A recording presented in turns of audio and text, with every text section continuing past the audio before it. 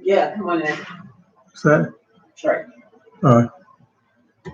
Trey's here. Okay, so let's see if we take this and make it smaller. Come on in. Good. How you doing? You guys want to show up today? Oh shit. All right, now I'm going to try it again one more time. Little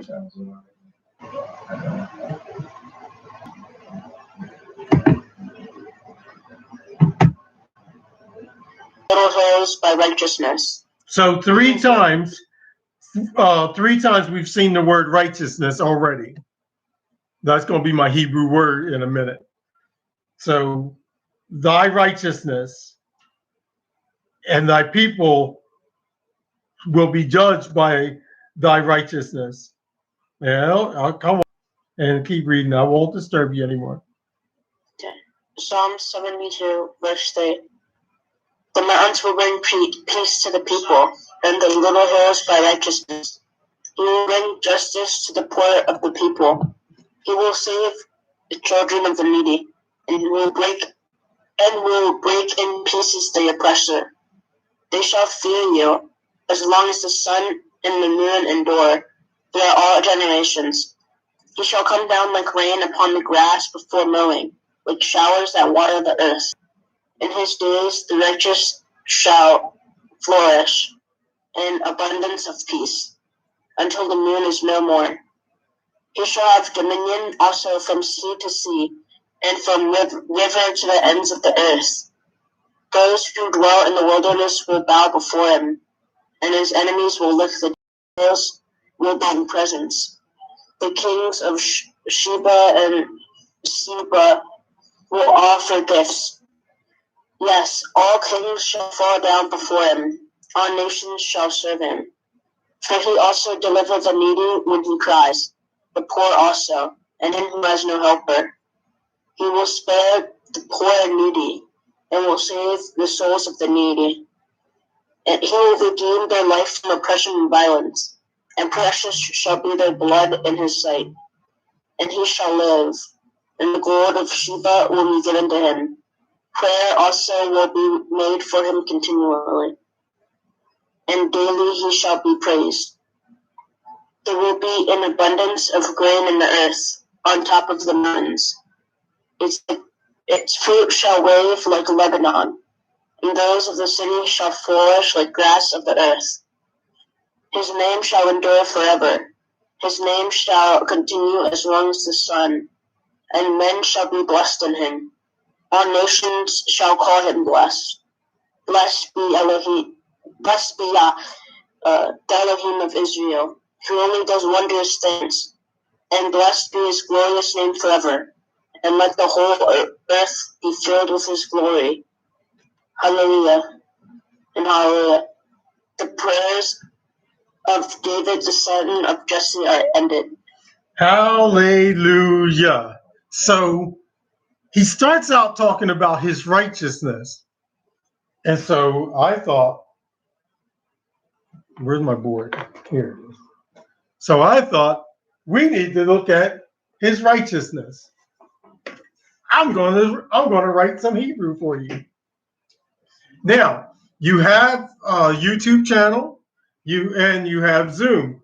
If you have any questions, any comments, make statements, put them on the comments, like, share, so that we can be noticed by a few more people. Hallelujah. So I'm going to write this word. This word is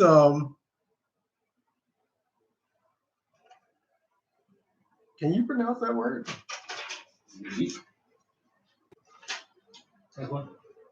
Zedekah. Zedekah. That's the way they put it out. They break it out into three different syllables. And way it's written is this. See if I can do this for you.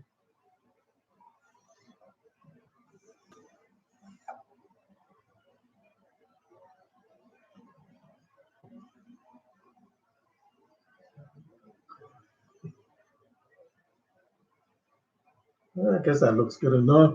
Um,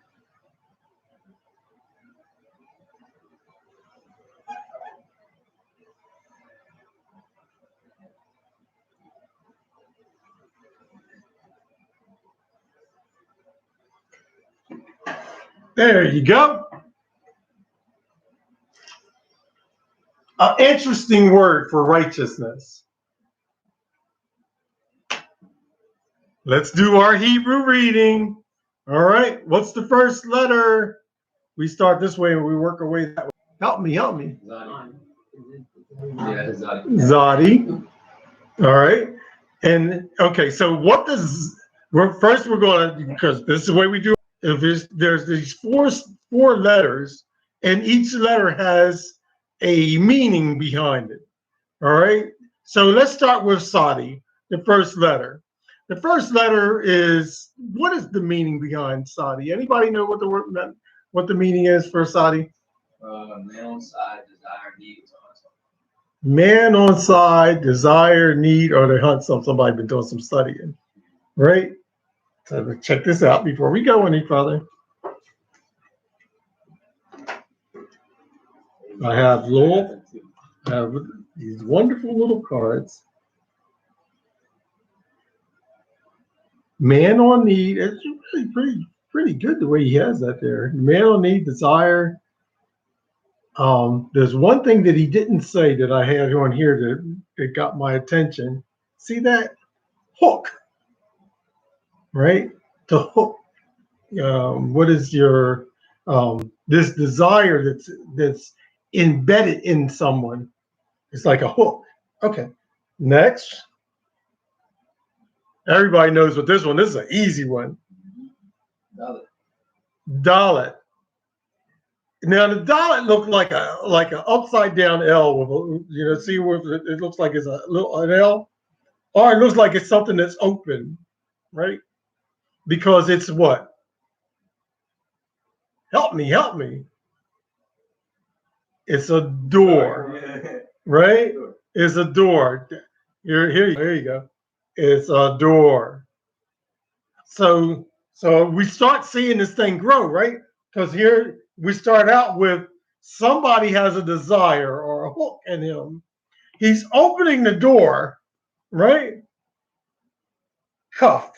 Oh, coof. Yeah. So what is the coof? That's what that is. That's a coof. It looked like a P, but it's open up on the top. To gather, sun on horizon, or to be behind something. Sun on horizon.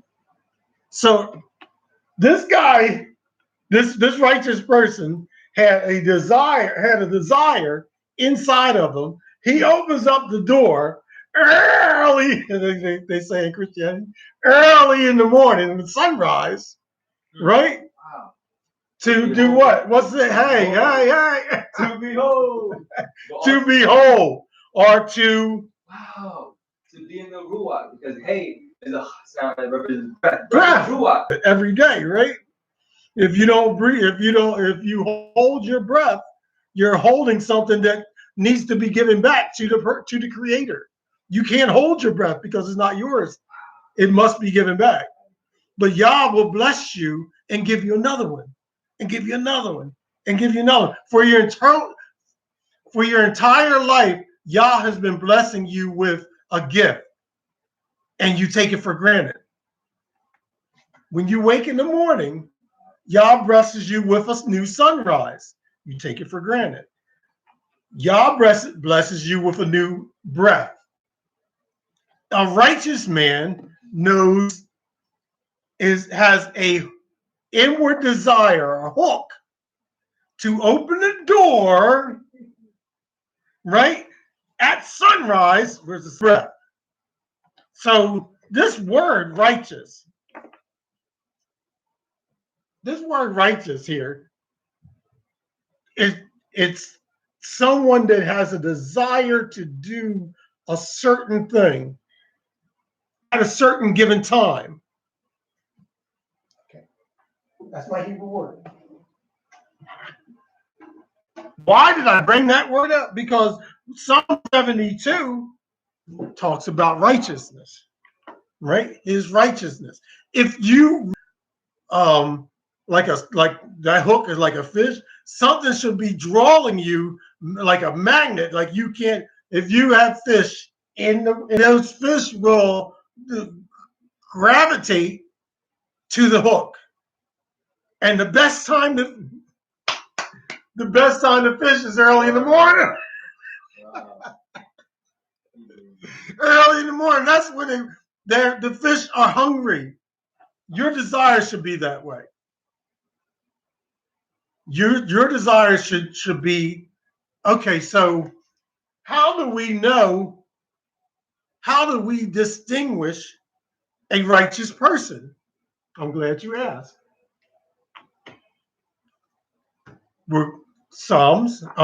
Let's go back to where we were just at. Deuteronomy, chapter 6. This is real easy. Go back to verse 1. Where's my... Yes. Yeah. Oh. I got you.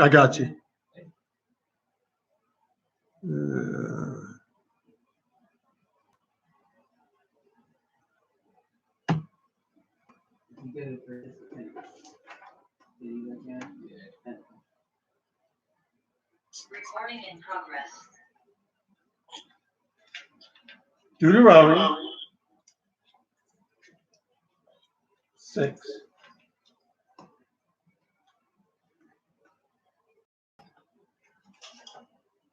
And in this is just where a few verses that we're going to read.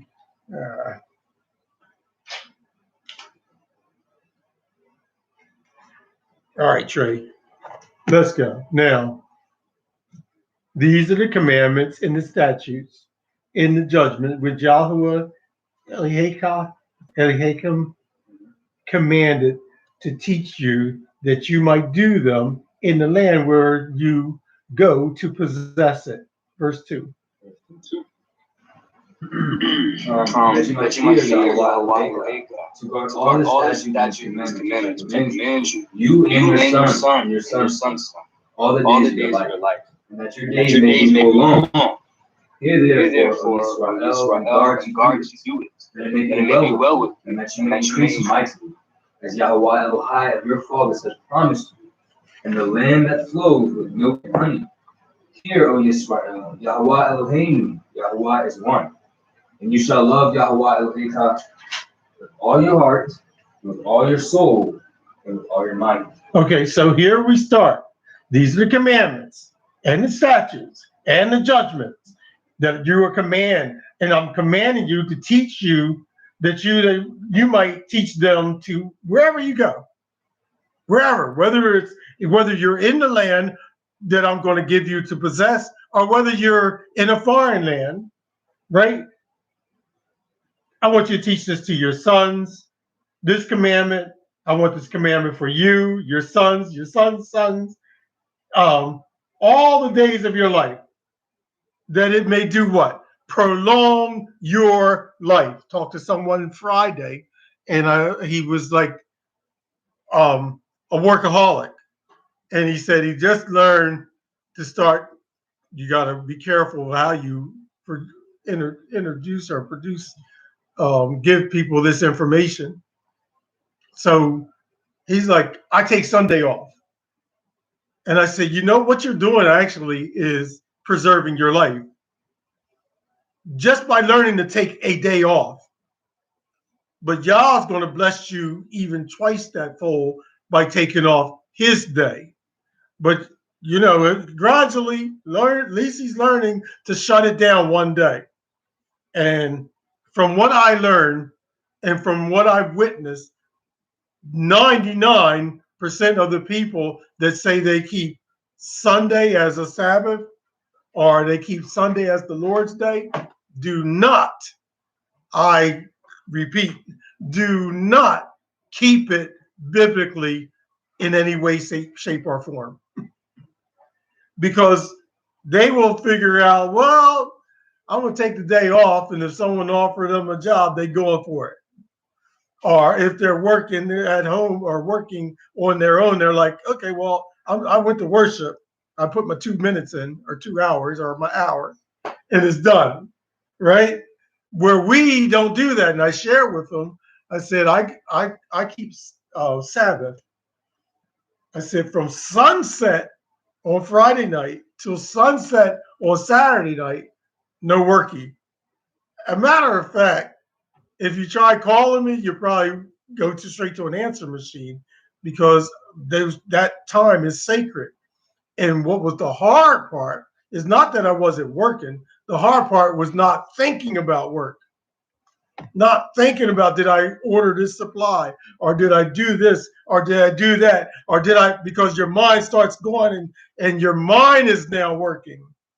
If you learn to keep Shabbat, you'll learn to shut it down.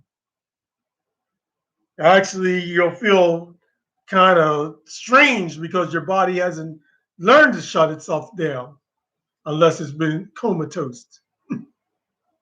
With all of our might, all of our soul, all of our heart. Verse 7. And you shall teach them diligently unto your children, and shall talk of them when you sit in your house, and when you walk by the way, and when you lie down, and when you rise up. And you shall bind them for a sign upon your hand, and they shall be as frontlets between your eyes.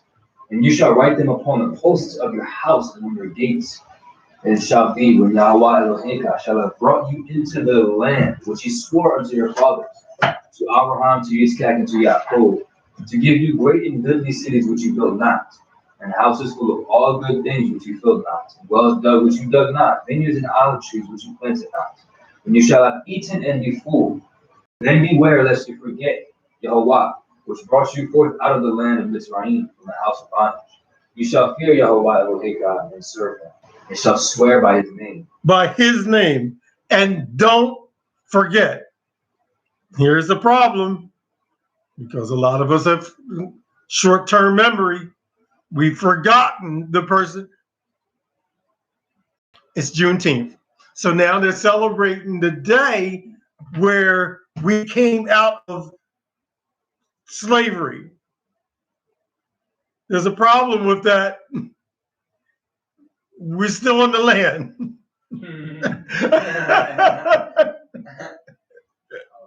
We're still on the land.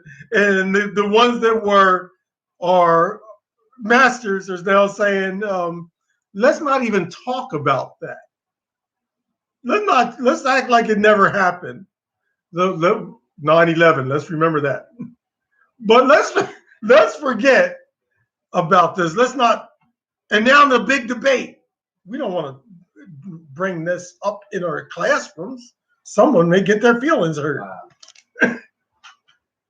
But we'll talk about 9/11 and look at everybody with a kufi on and say he's a terrorist. Come on. So all right. Verse, yes, we're gonna read the whole chapter. Okay. Verse 14. You shall not go after other Elohim, of the Elohim of the people which are round about you. All right. We're not going to go there right now, but if you went to Deuteronomy 28, he said that you will be going to a foreign land. You will be going in the ships, and you will come to a land, and the people there will have a strange language. Okay, so you feel this, right? You've seen the ships. You've seen the documents that show that they're Hebrews on board. You see that they've start teaching you in their church certain churches that have handwritten Hebrew writing on it, identifying these people as being Hebrew. You got all kind of DNA showing you that the people that were brought here were Israelites. Okay, so now the Israelites come into a land that's foreign, with foreign language, a strange language, which is hard to understand. What does the book say next? It also says that they're gods. So they put you on a ship called Jesus, and they bring you overboard, and then they start teaching you Muslim. So you got the very identity that Yah was saying, get away from, because these are your enemies, and they will teach you to serve their gods. I don't care what title you place on yourself. I don't care how many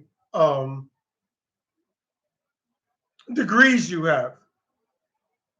I don't care if you have a 10,000, 7,000, 5,000 mega-sized church. If you're calling on Jesus, you're calling on a false name. You're calling on their God. The name Jesus is not in the Bible.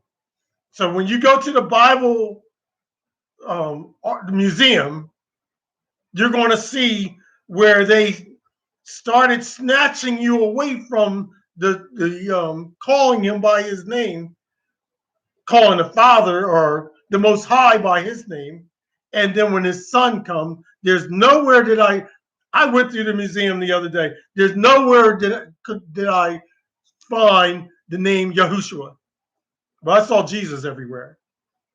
And I'm sure if I searched hard and wide, I probably would have found somewhere his name written and pronounced, spelled out in a Hebrew name. They have learned to persuade us. I got something for you. I'm gonna show you a picture off of my phone, because everybody knows of the picture in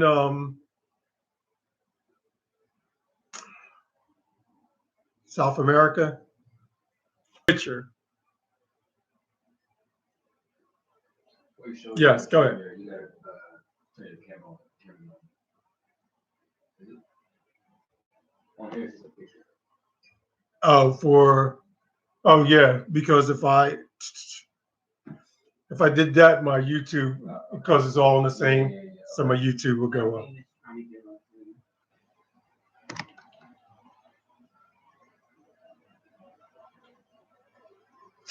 So I got this picture.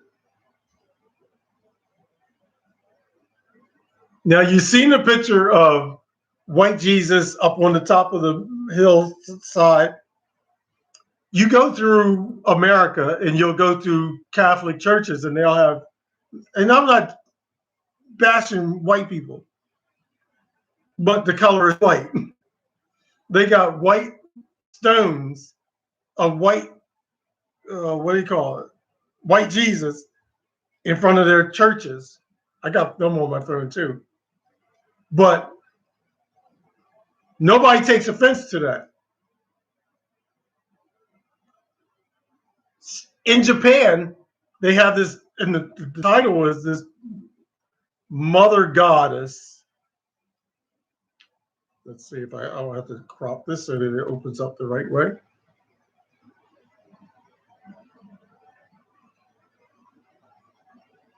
I want you to see this. I want you to see it.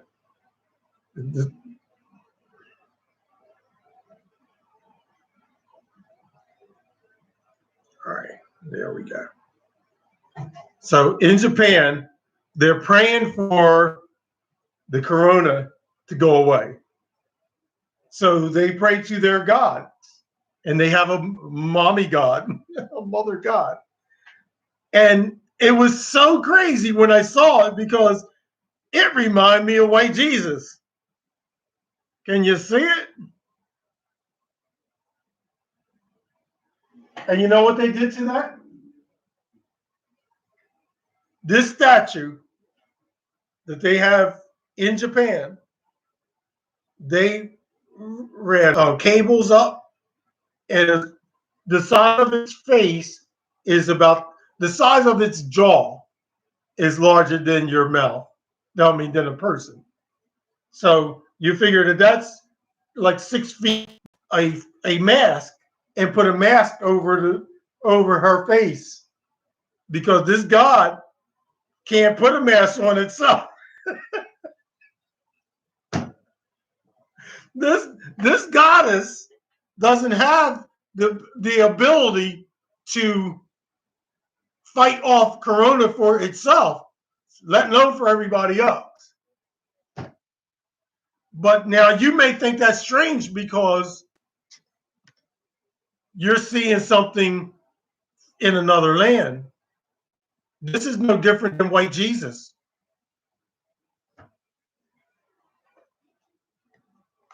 Go back to Deuteronomy 28. And when you see your enemy will try. I'm gonna get back into the text, but when they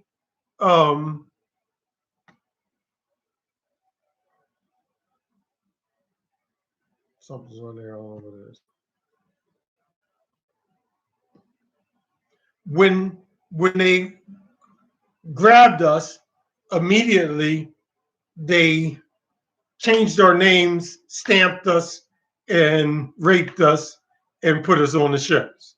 That was our initiation.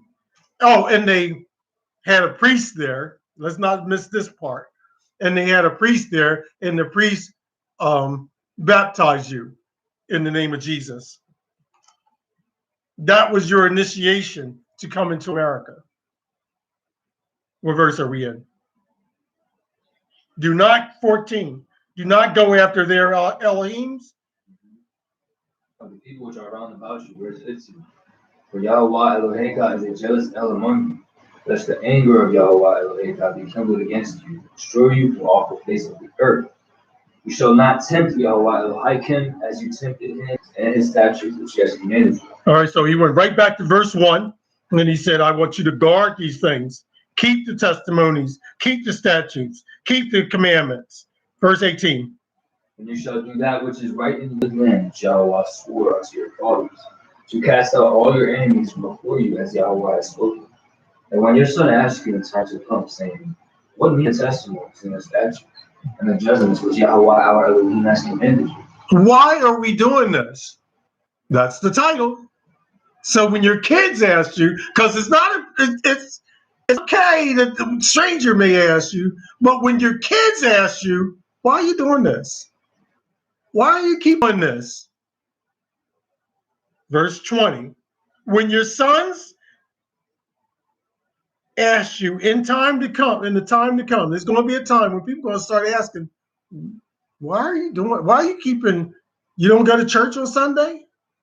You don't call Jesus anymore? What's going on? When your sons start asking you about the testimonies, about the statutes, and about the judgment, because judgment's coming. Verse 21. Then you shall say unto your son, you were Pharaoh's bondman in Mizraim, and Yahweh brought us out of Mizraim with a mighty hand. And Yahweh showed signs and wonders, great and sore upon Mizraim, upon Pharaoh and upon all his household before our eyes. And he brought us out. It's all about out and in. So you can't do a June 19th celebration when you're still not out. He hasn't brought as it once was, but we still in the land. Redemption is job purchasing and buying us and bringing us out. And when he says, you can look back at Pharaoh and see America don't see the judgment coming down on them yet. They've seen a little bit, but y'all got something greater for you. Oh, it's a coming. You can't do y'all's people. Judgment ain't coming. Oh, it's a coming. Go ahead. Let's finish. Verse 24. And Yahweh commanded us to do all these statutes, to fear Yahweh our Elohim, for our Elohim, as he has commanded us. All right. What? Our righteousness, if we guard to do all his commandments. Weren't we just talking about righteousness? Sir. So our righteousness is how did you put that?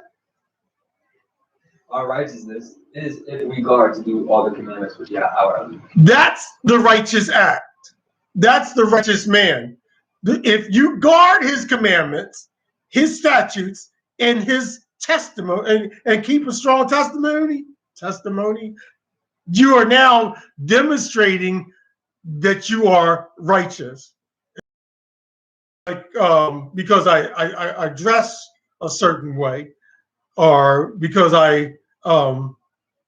it's by your guarding his commandments.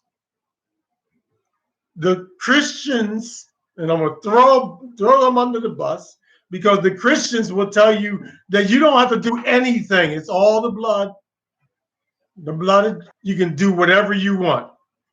And they consider you righteous. Turn to Isaiah 60. Isaiah 57. Now, you're going to remember Isaiah 57, and I'm going to help you, because I was born in 57. Wow. So that's your key thought. I was born in 57. So let's hear about this righteousness again. We're talking about righteous because, you know, my son may want to ask me why we do what we do. Yeshayahu 57. Come on. Yes. Chapter 57, verse 1. The righteous perish, and no man lays it to heart. And merciful men are taken away, none considering that the righteous is taken away from the evil to come. So Yah says, wow, the righteous are taken away. Nobody even care. Nobody cares almost that D word about you dying because you don't count. But guess what? Sometimes Yah will remove the righteous so that he doesn't experience the penalty that's coming. Judgment's coming. Sometimes Yah, mysterious ways. Sometimes he removes the righteous so they don't have to experience the worst. Because you think you've experienced the worst. Wait until Yah judgment comes. People are going to be crying to get out. Crying. Death will flee from them. Verse 2. He shall enter into peace. They shall rest in their beds, each one walking in his uprightness. But draw near hither, you sons of the sorceress, the seed of the man that breaks wedlock and the whore. Against whom do you sport yourselves? Against whom make you a wide mouth and draw out the tongue? Are you not children of transgression, the seed of falsehood? Now he's getting ready to lay the he's going to lay the law down. Just listen to him. He's talking to the unrighteous now. Now we already described what a righteous is, right? What is righteous? Now let's look at the unrighteous and how he's given them a warning. All right, verse 5. And planting yourselves with idols under every green tree, slaying the children in the valleys under the cliffs of the rocks. Among the smooth stones of the stream is your portion. They are your lot. Even to them have you poured a drink offering. You have offered a meat offering. Should I receive comfort in these? Upon a lofty and high mountain have you set your bed. Even thither went you up to offer sacrifice. Behind the doors also and the posts have you set up your remembrance. For you have discovered yourself toward another than me, and are gone up. You have enlarged your bed and cut a covenant with them. You love their bed. These are people that are sworn a covenant to someone that's not Yah. There's a whole bunch of people that have sworn covenant with someone outside of Yah. They will tell you the Old Testament God was a fierce and he was scary. We don't serve that God. They'll tell you this. We serve a loving God. He's love and joy and happiness, peace. And it's like, really? Oh, yeah, all you got to do is call JESUS and you're going to be happy. It's like a drug. And y'all's like, read my book. Read my book. Someone has made, verse 8, someone has cut a covenant with them. And they love their bed where they saw it. Verse 9. And you went to the king with ointment, and did increase your perfumes, and did send your messengers far off, and did debase yourself even unto Sheol. You are weary in the greatness of the way. Yet said you not, there is no hope. You have found the life of your hand, therefore you are not grieved. And of whom have you been afraid or feared, that you have lied, and have not remembered me, nor laid it to your hearts in your works, and they shall not profit you. When you cry, let your companies deliver you, but the wind shall carry them all away. Vanity shall take them. But he that puts his trust in So there's a clear distinction in saying you're not getting in, you getting in, you're not getting in. Y'all's going to make the final analysis. I can only tell you what he told me, and he told us. Keep his laws, keep his commandments, keep his statutes, because that's our righteousness. And if you want to do away with his laws, if you want to do away with his statutes, if you want to keep the feast, your new feast days, you want to keep your, because this is now today we have a new feast day.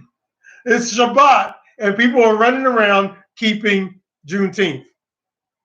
I was out there. I saw them. I went out there. I looked around, and I'm like, you guys have no clue. But if you did a survey and you asked them, they would tell you how righteous they are, and they tell you what church they're going to tomorrow, and they'll tell you that you're wrong because you're keeping the feast day, you keeping his law, statutes, and commandments. You the weirdo. You in the cult. Because they are so righteous, and they'll be like, and they'll go into their building. Will come in and they'll celebrate then too, and they'll be up in the choir and all, singing and shouting and carrying on, but they're righteous because they got the blood. Oh. Makes you wonder. prepare the way, take up the stumbling block. Only one. Name is holy. I dwell in the high and holy place. With him also, that is of a contrite and humble ruach, to revive the ruach of the humble, and to revive the heart. Because there's only one high and lifted up. In Deuteronomy 6, we started out with there's only one. There's only one. And talking to my mailman today, he was like, that nasty King James, everybody talking about the King James version. Every one of these kings and rulers had someone commissioned to take the book and write it according to their belief. So when you read the book, it's already going to persuade you to follow one high and lifted up.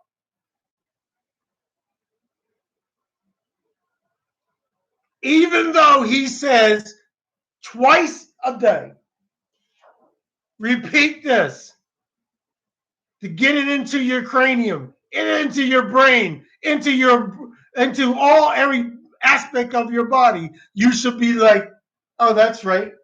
Hear, O Israel, Yahweh. Go back to 15. For thus says the high and lofty one that inhabits eternity, whose name is Kodesh. I dwell in a high and holy place, with him also that is of a contrite and humble ruach, to revive the ruach of the humble, and to revive the heart of the contrite one. Most of us don't know what it means to be humble. Being humble sometimes means when you come to truth, if you had a title, you surrender it. Being humble is realizing that there's no big you and the little I. I mean, big I and little you. We all on this battle together, fighting the same war. Maybe you're a teacher, but the teacher is not really teaching you, but confirming something that you should already know. 16.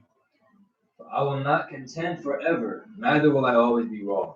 For the Ruach should fail before me, and the souls which I have made. For the iniquity of his covetousness was I wroth, and smote him.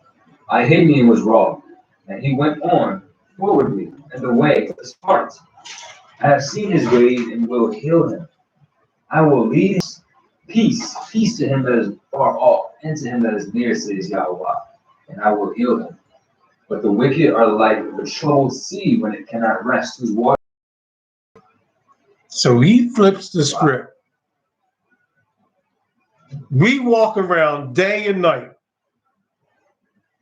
Shalom, shalom, shalom.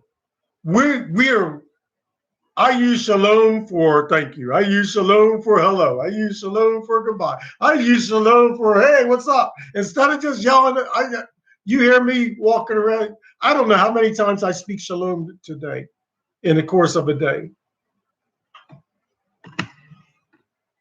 Because shalom should be part of my DNA. Yah will give you shalom if you learn to walk right.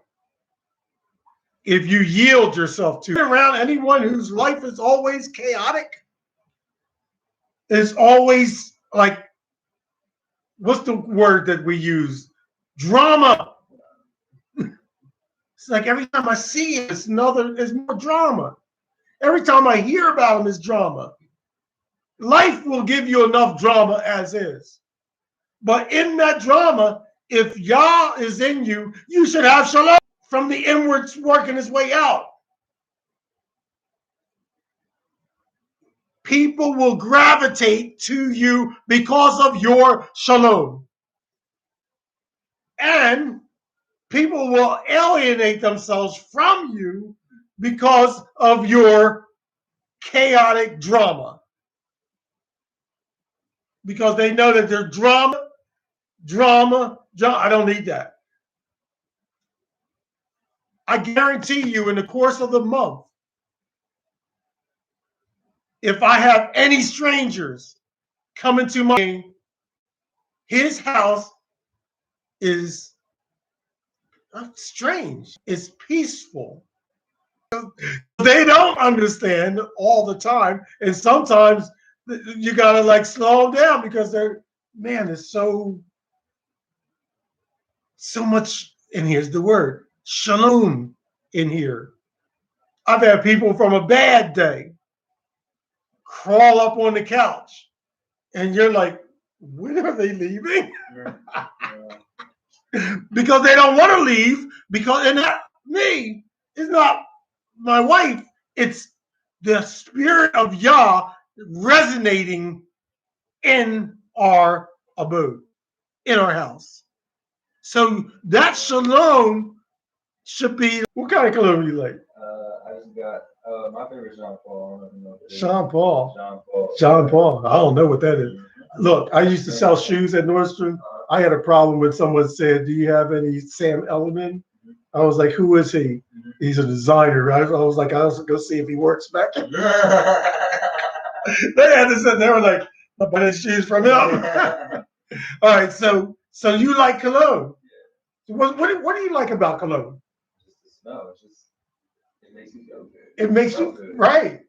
So I'm not even going to mention the cologne that I used to smell because he'll be like, what was that?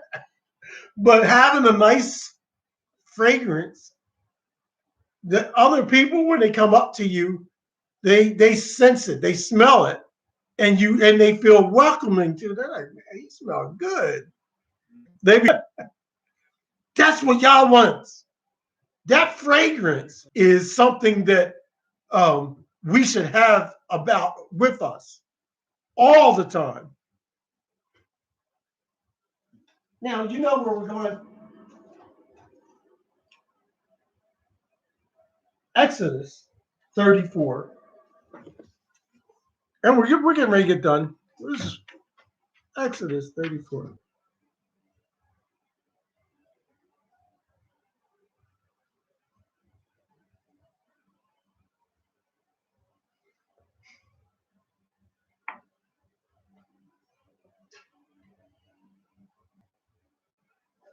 Start at verse 10.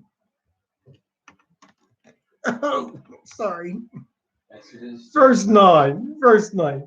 Because we were before we even, I really should have started at the beginning. Okay. So Exodus 34, verse 9. Can you hear? You said that he was muted? Well, I had people texting me saying that it was a big after from he had to trade it to previous. I'm just talking. Okay. Just let me know if you can't hear him.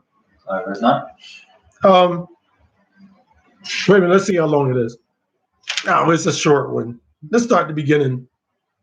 I want 34. Shamut. And Yahweh said unto Moshe, hew you 2 sapphire stones like unto the first, and I will write upon these sapphires the words that were in the first sapphires which he wrote. And be ready in the morning, and come up in the morning unto Mount Sinai, and present yourself there to me in the top of the mount. And no man shall come up with you, neither let any man be seen throughout all the mount, neither let the flocks nor herds feed before that mount. And he hewed 2 sapphire stones like unto the first. And Moshe rose up early in the morning. Stop at the end of that verse. And went up unto Mount Sinai, as Yahweh had commanded him, and took in his hand the 2 sapphire stones. Okay, so the sapphire stones, he already had a set, came down, saw the people acting up, and he smashed them. When I read through this, the first thing that comes to my mind is I'm so grateful that for Moshe and Noah. First, I'm again, because sometimes you want to smash somebody in the head with one when you realize, like, I've told you 1,000 times, this is how you ought to be acting, and they act just the opposite. We're acting so foolish that he destroys something that Yah made himself with his own bare hands. I know he was out of his mind when he thought that. I don't think he really thought what he was doing was then Moshe. So he acted out of his feelings.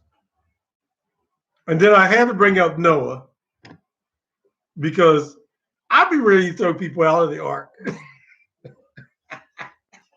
I'd be like, you gotta go. Open the door and let him out.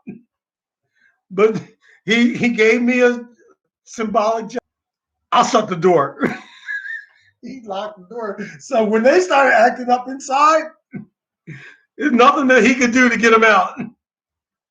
And no one could get in or get out because the door was already shut. So when I feel like I want to get ready to kick you out, I gotta realize Yah's the one that's going to open the door and shut the door. Okay, so here we are. And so after they done carried on down there, writes it up, and he said, when you come back up here, don't bring a bunch of them up here because it's not going to work out too well for them. Verse 6. And Yisra'el, merciful and gracious, long-suffering and abundant in goodness and truth, keeping mercy for thousands, forgiving iniquity and transgression and sin, and that will by no means clearly, and upon children's children. Okay, so verse 6. You are not just walking in grace because you read the New Testament. Because Yah has been gracious since day one. He's been long-suffering, merciful, and gracious. Those 3 words, and abundant in goodness and truth. So you put that all together, And that's a picture of Yah. He's been gracious, long-suffering. He's giving you a chance to get it right. You keep messing up, not intentionally, but some things you just stumble along. And Yah says, I'm gracious. I'm letting you learn to walk. And she stumbles. You don't smack the kid on the butt. You were walking better than that yesterday. You like help her along, and she gets a little older, and she walks a little better. And where's the belt? Get a switch. No, you're gracious and you're long-suffering as she matures. Now, when she's 50 years old and she's still stumbling and she's still tripping up, you'd be like, I think it's time. Because some of us live a life like that. I'll get it right later on. You've seen people in the corner saying, I'm gonna get myself together. Trey, you growing up, man. Well, I'm getting myself together. And you come back 20 years and you go to the same corner and they sitting on the same steps and they're like, oh, Trey, I ain't seen you in 20 years. What you doing? And you tell him what you're doing, and he's, can I get a cigarette? I just need $1 so I can go down and get a Lucy. I'm like, wow. He still ain't getting himself together. If you have the hook,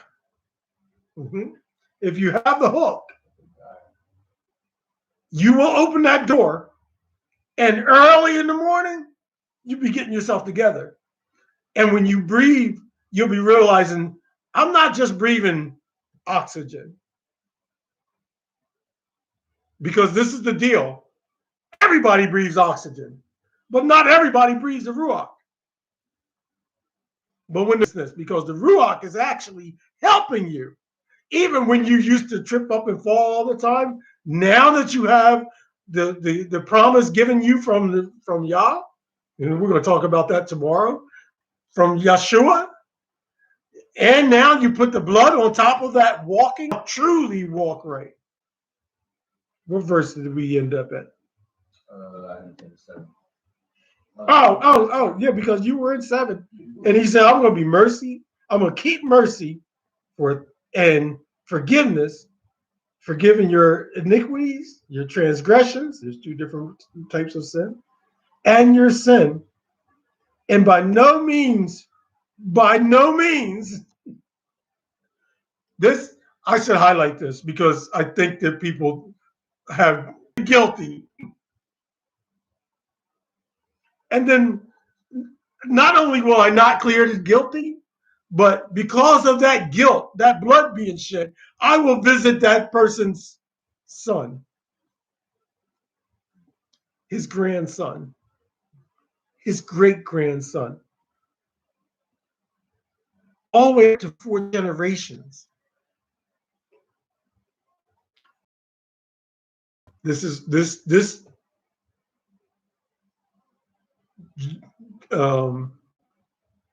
4 generations.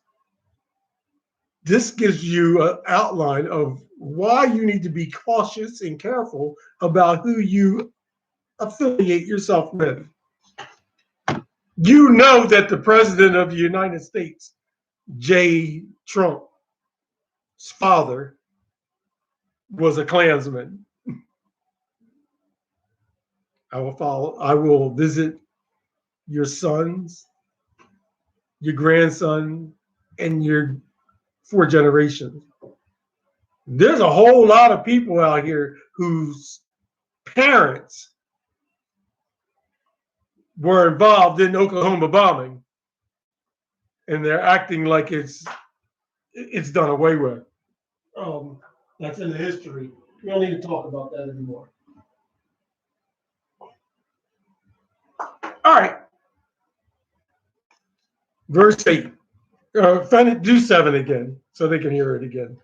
Keeping mercy no means clear the guilty, visiting the iniquity of the fathers upon the children and upon the children's children unto the 3rd and to the 4th generation. And Moshe made haste and bowed his head toward the earth and worshipped. And he said, if now I have found grace in your sight, O Adonai, let my Adonai, I pray you, go among us, for it is a stiff-necked people. And he said, behold, I cut a covenant before all your people, will I do wonders, or I will do wonders, such as have not been done in all the earth, nor in any nation, and all the people among which you are shall see the work of Yahweh. For it is a terrible thing that I will do with you. The Amorites and the Canaanites, with the inhabitants of the land whither you go, lest it be for a snare in the midst of you. Snare. You know what a snare is, right? Bear trap. Quicksand. You get into a mess and you can't get out. And the more you try to get out of it, you just are pulling down more sand, trying to pull yourself out. But that's okay, because the guy next to you, they in the same sand with you. You ever see anybody in quicksand? Or it's impossible to get out unless someone on solid ground comes and pulls you out. A snare. Everyone. And you feel like he can't be talking about us. There's 10,000 of us. He's done it before. He's pulled down. That's a good clue for you. It don't matter the size of your church. It don't matter the size of the amount of people that are around you if they're all in the same tribe.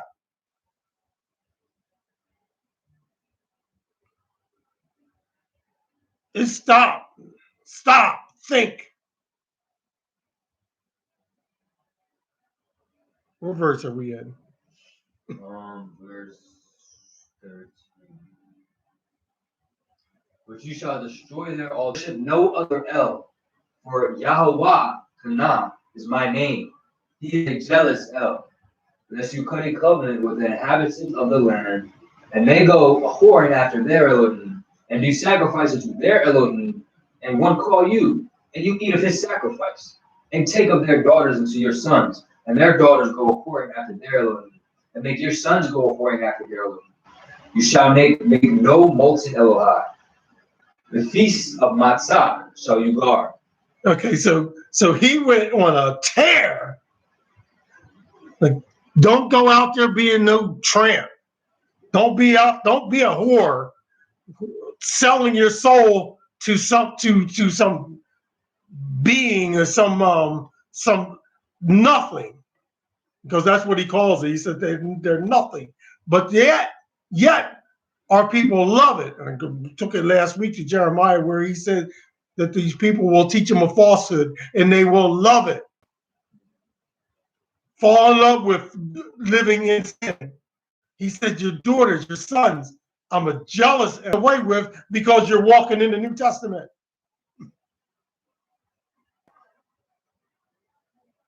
And Yah paints it like very descriptive. Don't be a hoe.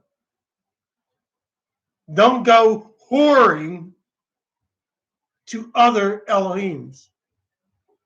And he's such a wonderful El that he puts us in the midst of them. And then now prove yourself. Everybody around you is doing wrong. Are you going to do wrong? Are you going to back away? Are you going to go back to Jesus? Are you going back? Well, there's some people that call themselves Hebrew Israelites and they call on Jesus. You don't deal with that. According to the script, follow it. Verse 16. We went back a little bit. Verse 16. 18? Go back to 16. After their Elohim, and make your sons go after their Elohim. You shall make no molten Elohai. The feast of Matzah shall you guard. 7 days you shall eat matzah as I commanded you, in the time of the month of Aviv. For in the month of Aviv you came out from Mitzrayim. All that opens the womb is mine, and every firstling among your cattle, whether ox or sheep, that is male. But the firstling of an ass you shall redeem with a lamb, and if you redeem him not, then shall you break his neck. All the firstborn in 6 days you shall work, but on the 7th day you shall rest. In earing time and in harvest you shall rest. And you shall observe the feast of Katsir, of the first fruits of wheat harvest, and the feast of Asif at the year's end. Thrice in the year shall all your men, children, thrice in the year shall all your men, children appear before Adonai Yahweh Elohai of Yisra'el. For I will cast out the nations before you, and enlarge your borders. Neither shall any man desire your land, and you shall go up to appear before Yahweh Elohim at the first of the year. So wait a minute. So 3 times in the year, but wait a minute, I'm not a man anymore. I'm a girl. I'm self-identifying myself as a girl. That way I don't have to go to the feast. See how weird it is? What's going on in this in society now? When he tells you, I want the men, I got an assignment for the men. I have a special assignment for them, and here's the assignment. I need to 3 times a year, I need you to come and bring an offering. Oh, so tomorrow is one of those times? Laying it out there. We should be obedient. Verse 25. You shall not offer the blood of my sacrifice with leaven, neither shall the sacrifice of the feast of Pesach be left unto the morning. The first of the first fruits of your land you shall bring unto the house of Yahweh Elohim. You shall not seethe a kid in his mother's milk. And Yahweh said unto Moshe, write these words, for after the tenor of these words I have cut a covenant with you and with Yisra'el. And he was there with Yahweh 40 days and 40 nights. He did neither eat bread nor drink water. And he wrote upon the sapphires the words of the covenant, the 10 Devarim. And it came to pass when Moshe came down from Mount Sinai with the 2 sapphires of the testimony in Moshe's hand. When he came down from the mount, that Moshe knew not that the skin of his face shone while he talked with him. And when Aaron, all the children of Israel, to come nigh him, and Moshe called unto them, and Aaron and all the elders of the assembly returned unto him, and Moshe talked with them. And afterward all the children of Israel came nigh, and he gave them in commandment all that Yahweh had spoken with him in Mount Sinai. Until Moshe had done speaking with him, he put a veil on his face. But when Moshe went in before Yahweh to speak with him, he took the veil off until he came out. And he came out and spoke unto the children of Yisra'el. The skin of Moshe. So y'all blessed Moshe in such a fashion that his face lit up. You know, some people's face light up. They walk into the room and you look at them and you say, man, look at the countenance on that person. Some of us, even without seeing y'all face to face, a crowded room, everybody looks and says, my goodness, did you see that? And I'm talking men. Like certain men have this aura about them. And I can start naming some. When you see them, you're like, I feel like a weakling. So Denzel will walk in the room and people still are impressed by his aura when he walks through the movie screen and just his walking through the room. And they're like, great acting, great acting. He didn't do anything but walk. We got a guy that's on the court. The whole place, the whole atmosphere changes. He's a rookie. Little guy, was little 6'1" or so, Maxie. He steps on the court and the whole arena changes. They're like, I know he's gonna show something. And he wasn't that big, wasn't the statue. So when Moshe face lit, he got everybody's attention. Physical change in Moshe's body. A physical change. You know what the other one was, right? No. Physical change in the body? Yeah, physical change. You don't know that? What in Moshe's body? This time his face showed. His face glue like a light bulb. See this black guy stand there and his face is shining? Yes, black guy. What's wrong with you? And his face was shining. How about when he walked into Pharaoh and he put his hand in his cloak and he pulled it out and his hand was white. It was black again. Like, that is amazing. There's 2 times that his physical body changed. And I'm going to leave you with this. If your spirit is in a cod with Yah, there should be some change in your physical appearance. Something in your body should change. When they see Yechezk'el, they see hair on his face anymore. They see a sparkle in your eye. There should be something about you. Your cadence and your walk should be different. Something should be changing in the physical that represents something that has changed in the spiritual. When you see a bunch of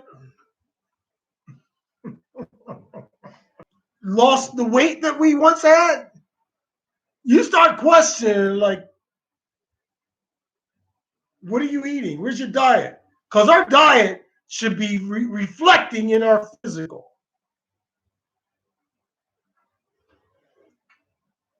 And I was really nice because I was thinking about something else. Bring every thought into captivity. But you ought to change your everything in you. And then Yah will start showing you favor. 40 days, no eating and drinking. Now, I'm not asking you to take 40 days off from eating and drinking. But if you can't fast, you got a problem. Huh? A book that's 966 talks about fasting. That says they that don't fast, whose Elohim is their own belly, they're at no time to do it perfectly. Because there's some preachers and teachers. No, but say this again. So I want you to hear this, because if I said it, you go elder saying something again. So repeat that. Okay, so fasting and its effectiveness. But it states that in the last days, preachers and teachers would assume teachings that are not from Yah, talking about the laws that are away with. Yes. Whose Elohim is their own belly. Fasting has no validity, which is done away with. And they say, or that book actually says, they who do not fast are at no time. So they don't forget a weak faith if you can't fast. And it's not of Yah. Share it. If you can't fast, I don't give a how good you can preach, how good you can teach. If you can't turn the plate down for a couple days and truly hear from Yah, instead of you teaching from here, your gut, you're teaching from here. Oh, I know what with their sermons already written in. And just in case, let me I can pull this one out. No, if you can't fast, your faith is weak. Because I know what fasting can do. Yahushua said there's some things just can't be handled without fasting. You can't kick that demon in you. That would release his demons, but it also says when you fast, you have to fast in holiness. And he who does not fast in holiness angers God and the angels. So it's basically saying, if you fast, you don't have to be in covenant. You have to keep. You got to keep the covenant. So I'm going to give you an agreement. Follow my agreement, and then when you keep a vow, or when you keep a fast, then I will bless that. But it's not if you walk out of covenant. Okay. If you're in any kind of a relationship with someone and you call yourself a righteous man, the two of you should be able to sit down and write out a contract. As long as we're in Torah and we will be XYZ. I'm going to do ABC and you're going to do XYZ, and you hypocrite if you can't keep a contract. You're a hypocrite if your word is not bond. You're a hypocrite if you don't do what you say you're going to do.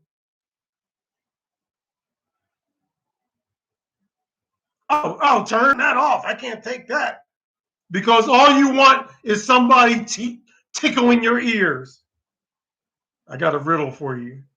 There once was you're paying attention. I got your attention. You were like, oh, he's going to give me a riddle. You want a riddle? Turn on Batman from 1968 and the Riddler will show up and then you can get a riddle from him. I'm not here to tickle your ears. And some things may sound hard. Read the next verse, 58:1. Because you, in the midst of this, talking about righteousness, the chapter, let's continue that text, just another verse or two. Cry aloud, spare not, lift up your voice like a shofar. And show my people their transgression. Show them their transgression. If you can't keep a fast, if you can't keep your word, it's a transgression. Transgression is what? Breaking the Torah.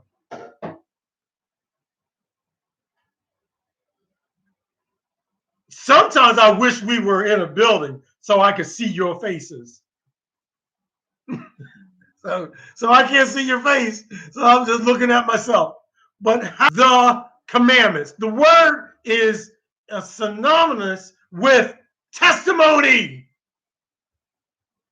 In Revelations, it says it's the testimony. Testimony. What is a testimony? Oh, I know that if I go to Elder's house, they're going to keep Sabbath. I know that if I go to Elder's house, they're going to be keeping the feast days. Why? Because that's... I need a mic. Here's my mic. That's our testimony. We keep his law, statutes, and commandments. His commandments were written by himself. Even though Moshe broke it, Moshe had to write it over again, and then we keep his commandments. And by keeping his commandments and keeping his feast days, we are not man's righteousness, it's Yah's righteousness. We don't do this for fashion or show, nor for pay.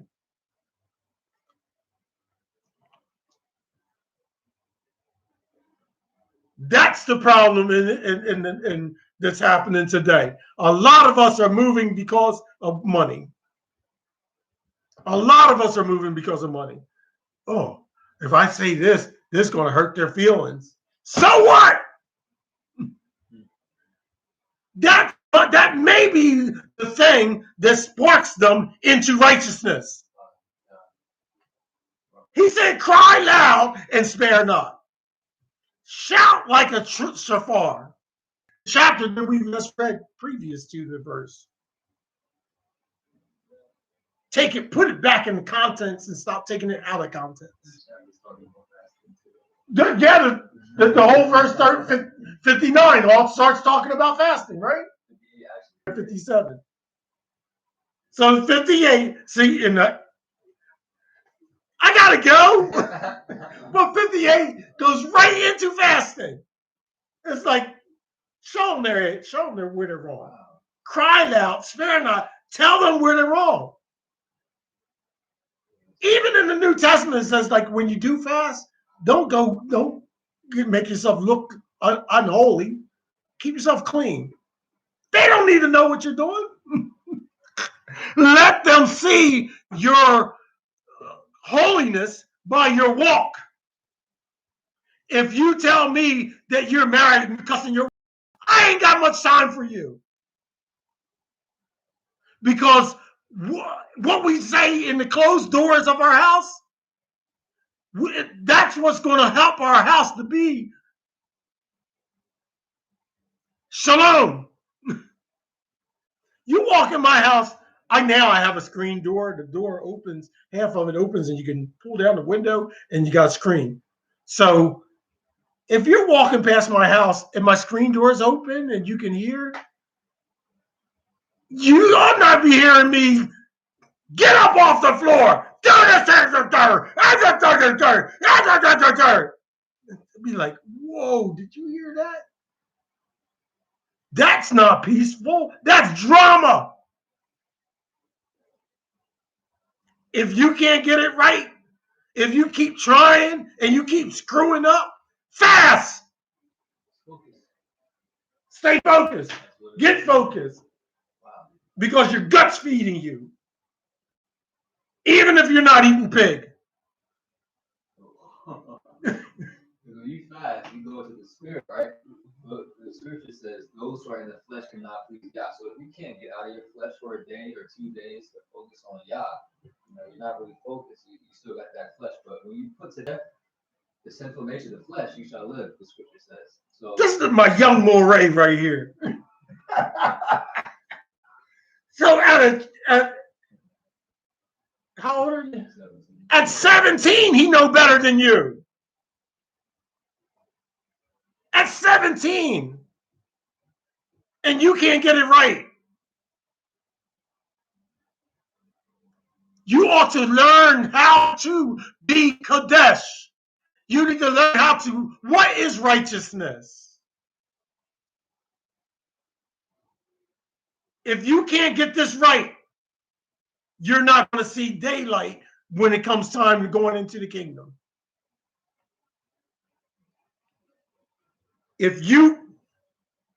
I just heard this yesterday.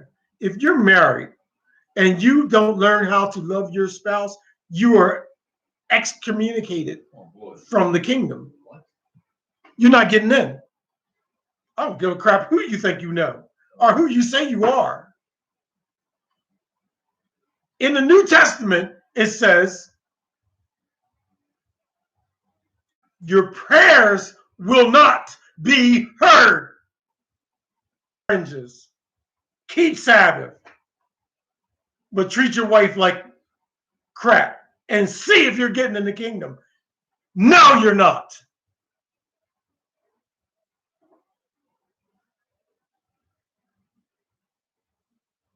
At 17, he knows better. Because we have to, and I'm grateful for the young guys that we have on our fellowship, because these young guys are going to grow up to be godly men or yali men. Yah-centered yali men.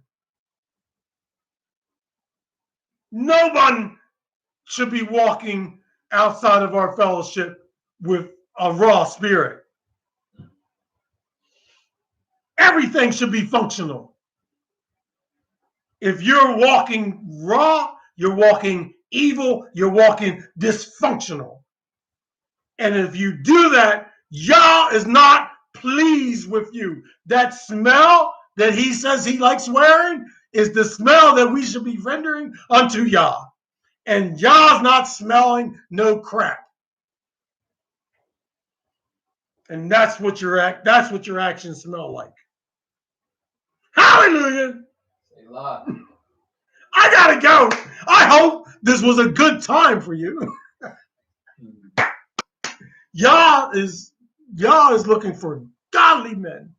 Why do you think I gotta go? But why do you think he said, I want you guys to come to my kingdom, come and bring me an offering 3 times a year? Because, in a short period of time, you get a little bit off course. I need you to keep coming back and keep getting it right. And he's focused on the men. On Father's Day, he's focused on the men. Since Father's Day is coming up. On Juneteenth, he's focused on the men. He wants you to get it right. Because if the house is going to be in order, it's because the man helps to set the plate. We have to set it in order. It falls back on us. My house is being placed in order because y'all put me have to offer right now is my son. Because my son's in order.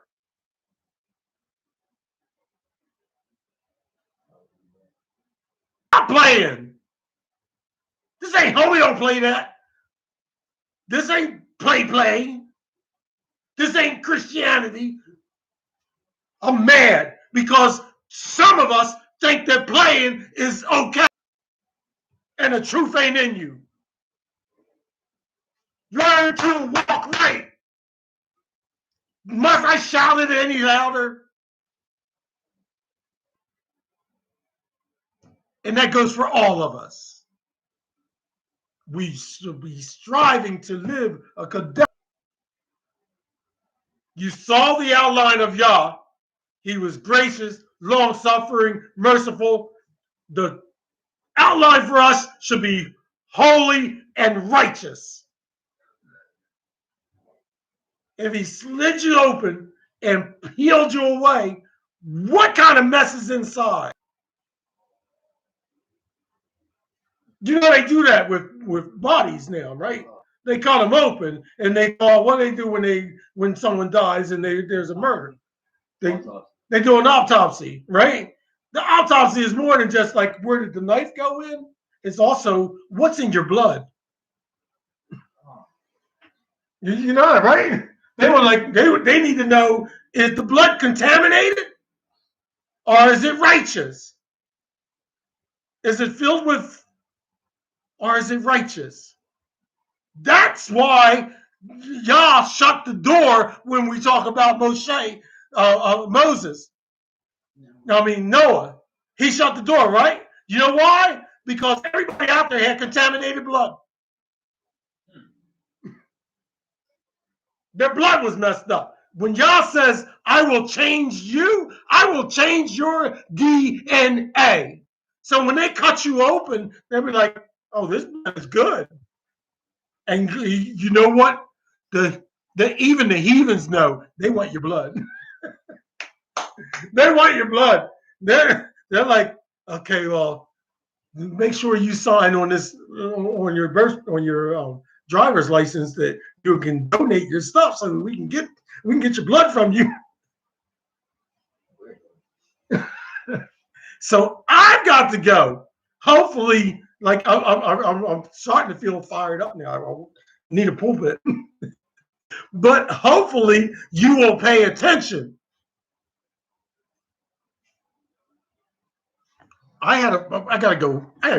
But I had a friend that said a pastor, and he would say, if I want to do my dirt, I'll do my dirt out in the street because I ain't gonna do my dirt in church. Well, there was something biblical about that. If you want to be raw with the raw people, not with the righteous. Be set apart, sanctified, and righteous, filled with the mighty Ruach. Hallelujah. Tomorrow, we'll be back at 3 o'clock if you can get here. The doors are open. Share, like, and do whatever you can to push this out so that other people can hear this? Because you're not getting this kind of teaching everywhere else. I know it. I've been there looking.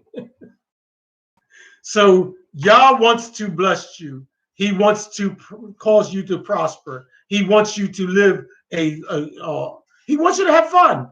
He wants you to have a good time. Tomorrow we're going to have a good time. We're going to have a cookout. Wonderful Shavuot cookout. Hallelujah. At 3 o'clock. And I'll be online tomorrow at 3 o'clock. Thank you, Toda Rabbah, for joining the Ark Assembly. The Ark of the Covenant Assembly. I'll get it right. We appreciate you being here. And we don't, what did I do? We don't take it for granted. We appreciate you coming on board. We